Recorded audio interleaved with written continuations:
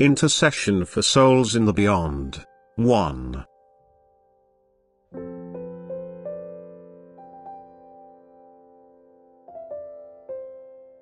I repeatedly emphasize that people still live in too much darkness and that therefore a light shall be kindled for them.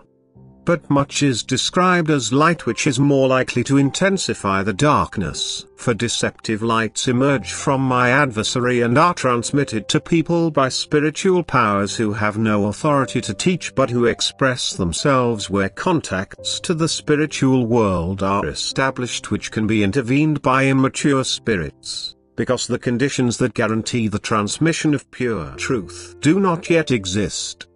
My adversary will always aim not to lose his followers, and therefore he will try to prevent people from loving activity of any kind. First and foremost, he will try to stop the souls from leaving the abyss, from coming out of the darkness into the light of day.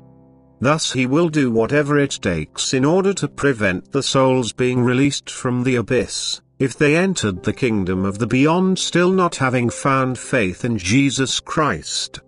Such souls can only be helped through loving intercession because this means certain rescue from the fall into the abyss, from the worst darkness.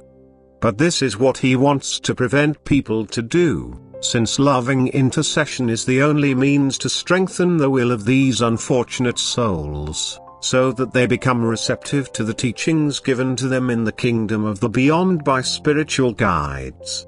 All unredeemed souls lack the strength to improve their situation. They depend on loving intercession by people, which in turn gives them strength without any kind of obligation. No being will be able to resist love forever, and that is what the adversary wants to prevent. If a human being willingly accepts to be taught by the Spirit within himself, he will always receive truthful clarification. But if the working of the Spirit in the human being is questionable, if he does not receive knowledge from me directly but from beings in the spiritual kingdom which he cannot control himself, he should be cautious and seriously scrutinize whether the imparted teachings correspond to truth.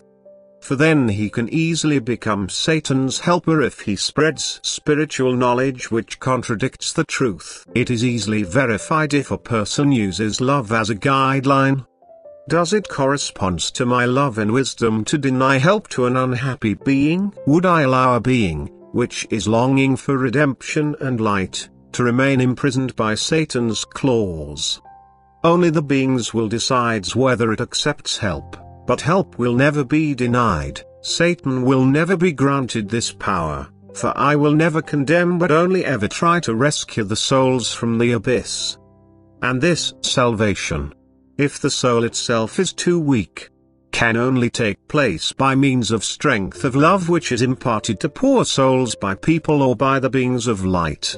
And loving intercession by someone on earth has the effect of strength which benefits the soul and fortifies its will. But their will of the soul will be complied with. The fact that my act of salvation is continued in the kingdom of the beyond has its foundation in my immense love for all my living creations. Time and again I will help the fallen beings to ascend, although I respect their free will. A person's love on earth for such unredeemed, unhappy souls is a flow of strength which touches the souls and can stimulate their will to accept the instructions which they are also able to receive in the spiritual kingdom, providing them at first with a faint light which will increase in proportion to their willingness of accepting instructions. My love has no end. It also applies to these souls. And I will never allow the adversary to stop them when they look for the path to the light. So I continually entrust these souls to people that they may remember them in silent intercession, and truly, no soul will be lost who is remembered in loving intercession. Preaching people the futility of intercession for souls in the beyond is a truly satanic doctrine. This teaching cannot have originated from me, since it is completely contrary to my plan of salvation, which includes the kingdom of the beyond, and everyone on earth can participate simply through loving intercession. Time and again I say to you that you could redeem all inhabitants of hell by virtue of intercession. For my adversary is powerless in the face of love. Love will seize from his hands every soul he would like to keep captive. Compared to love he has no strength, and thus he wants to stop people from acting with love by lying to you humans about the effectiveness of your loving intercession.